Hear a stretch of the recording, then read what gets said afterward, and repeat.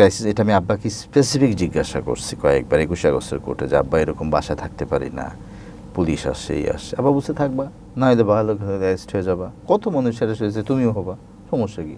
মানে উনি খুবই এইভাবে চলতেন। এবং এখান থেকে বাঁচার জন্য তুমি বাইরে চলে যাও, এইরকম কথা অন্যরা যেভাবে আমি শুনি আমার আব্বা কখনো আমাদেরকে বলে নেই। বরঞ্চ উনি বলছে যে দেখ বাসা থেকে অ্যারেস্ট হলে ভালো, বাসা থেকে অ্যারেস্ট হলে তাহলে তোর ব্যাপারে বলবে যে বাসায় পেয়েছে, যদি বাসায় না পায় তো দেখা গেলো বাসায় গিয়ে একটা নিজেরা একটা কিছু দিয়ে টিয়ে বললো যে বাসা থেকে এটা উদ্ধার হয়েছে। আমরা শুনি, অনেক সময় শুনি যে জেলখানায় মৃত্যুর আগে মানুষের একটা শেষ ইচ্ছা পূরণ করে, মানে অনেক সময় এটা আমরা শুনে আসি। এই ব্যাপারটা কি আসলে বাস্তবতা? আমি জানি না, কারণ উনি তো ওই যে বললাম উনি হয়তো রসিকতার ছলে বললেন যে আমার শেষ ইচ্ছা তো এরকম হইলে তো উনি বিপদে পড়বে। এগুলো আসলে বাংলাদেশে ওনাদেরকে যেভাবে হয়েছে এটা তো আসলে কোনো নর্মালি সাধারণ কোনো ফাঁসির দণ্ড কার্যকরের মতো না। এটা হচ্ছে এজেন্ডা বাস্তবায়ন, যেটা আমি আমার আলোচনা অনেকবারই বলেছি। ফলে ওনাদেরকে এই ধরনের কোনো প্রিভিলেজ দেওয়া হয়নি। এবং এই যে আমরা যে ধরেন পুরাটা পথ পার হয়ে যে গেলাম,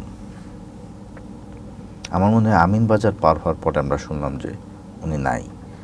এই যে পুরোটা পথ পার হয়ে এই যে সাভার, ধামরাই, সাটুরিয়া, মানিকগঞ্জ, এই যে জায়গাগুলো পার হয়ে যে যাচ্ছি, নিঃশব্দ এবং ভয়।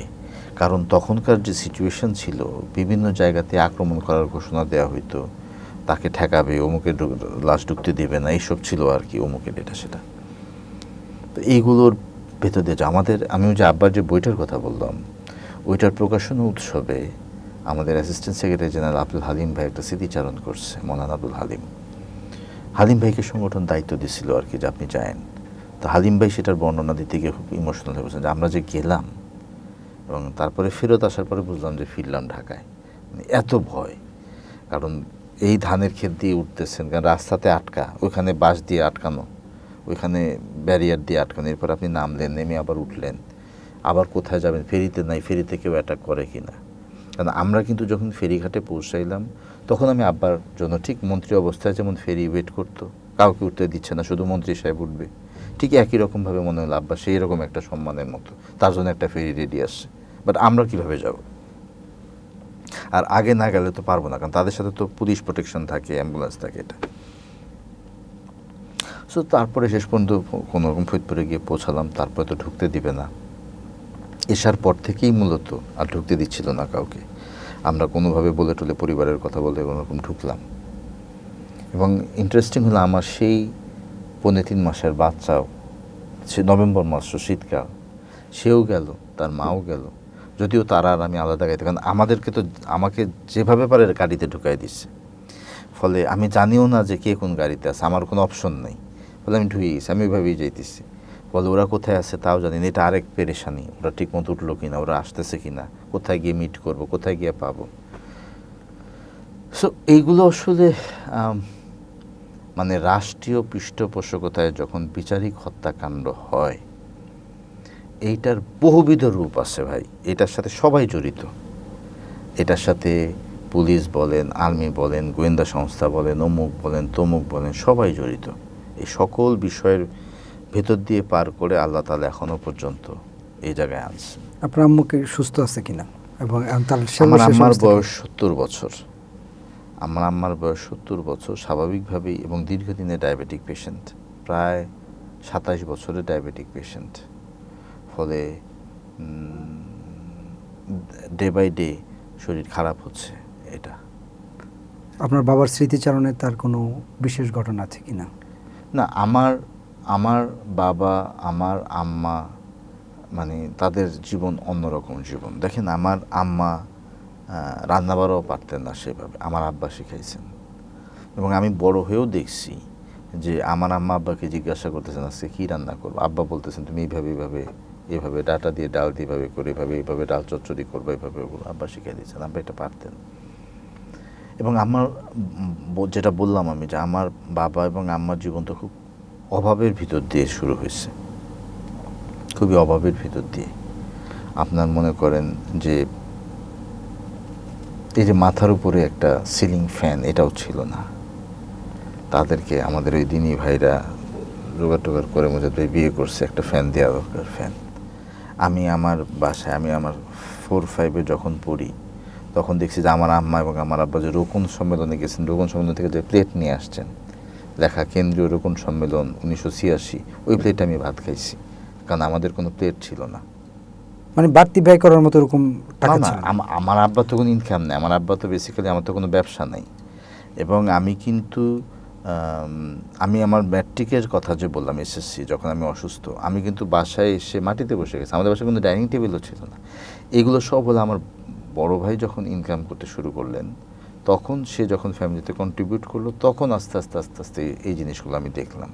কিন্তু আমাদের বাসায় যখন আমার আব্বা সিটি আমির, সবচেয়ে দীর্ঘমেয়াদী সিটি আমির 1982 থেকে 89-90, আমার বাসায় বলার মতো একটা সোফাও কিন্তু নেই। এগুলো এখন ধরেন মানুষ শুনলে বিস্মিত হবে, কিন্তু বাস্তবতা হলো যে তখনকার জামাতেরও আর্থিক ক্যাপাসিটি খুবই কম ছিল। তখন যেই ধরনের খাবার এক একটা প্রোগ্রামে দেওয়া হইতো, ওগুলো যদি এখন দেয় হয়তো অনেক মানুষ আসবেও না। আপনারা কয় ভাই বোন? আমরা 3 ভাই এবং 1 বোন, একটা বোন ছিল আমার, মারা গেছে। 3 ভাই 2 বোন। বাকি 2 ভাই কি করে? সবাই চাকরি বাকরি করতেন, পরে তো তাদের চাকরি বাকরি সমস্যা হয়েছে, আসছে এখন তারা যে যার মতো উপার্জন করতেছেন। আচ্ছা, যাই হোক, আপনার এই একটা বিষয় একটু জানতে চাচ্ছিলাম। চাইলে তো উনি দেশের বাইরে চলে যেতে পারতেন, এবং মানবতা বিরোধী আইন বা যুদ্ধাপরাধী আইন নিয়ে আপনার সাথে তো লম্বা সময় তার কথা হয়েছিল। এই বিষয় নিয়ে কি কখনো সে বলছে আমার কিছু? আব্বা অন্যদের থেকে সাইকোলজিক্যালি ডিফারেন্ট মানুষ ছিলেন, এই জন্য অনেকে হয়তো তার সাথে ওইভাবে মিলবে না। উনি তো নাই, উনি আমাদেরও বাইরে যাওয়া সাপোর্ট করেন নাই কখনো কখনো। উনি সবসময় চাইছেন, যার কারণে আমরা কিন্তু 3 ভাই কিন্তু দেশে, এবং আমি তো যেটা আপনাকে বললাম যে আমি তো পুরো ক্রাইসিস, এটা আমি আব্বাকে স্পেসিফিক জিজ্ঞাসা করছি কয়েকবার 21 আগস্টের কোর্টে, যে আব্বা এরকম বাসায় থাকতে পারি না, পুলিশ আসছে, এই আসছে। আব্বা বুঝতে থাকবা, না হলে ভালো অ্যারেস্ট হয়ে যাবা, কত মানুষ অ্যারেস্ট হয়েছে, তুমিও হবা, সমস্যা কী? মানে উনি খুবই এইভাবে চলতেন, এবং এখান থেকে বাঁচার জন্য তুমি বাইরে চলে যাও, এইরকম কথা অন্যরা যেভাবে আমি শুনি, আমার আব্বা কখনো আমাদেরকে বলে নেই। বরঞ্চ উনি বলছে যে দেখ, বাসা থেকে অ্যারেস্ট হলে ভালো, বাসা থেকে অ্যারেস্ট হলে তাহলে তোর ব্যাপারে বলবে যে বাসায় পেয়েছে, যদি বাসায় না পায় তো দেখা গেল বাসায় গিয়ে একটা নিজেরা একটা কিছু দিয়ে টিয়ে বললো যে বাসা থেকে এটা উদ্ধার হয়েছে, তো ঝামেলা, তোর বাসা থেকে পাইলো, এটা ভালো। উনি আমাকে জিজ্ঞাসা করেছেন।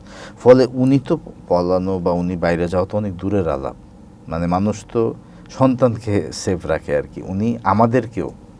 এবং এটা শুধু এই যে মানে আওয়ামী লীগের খারাপ সময় তা না,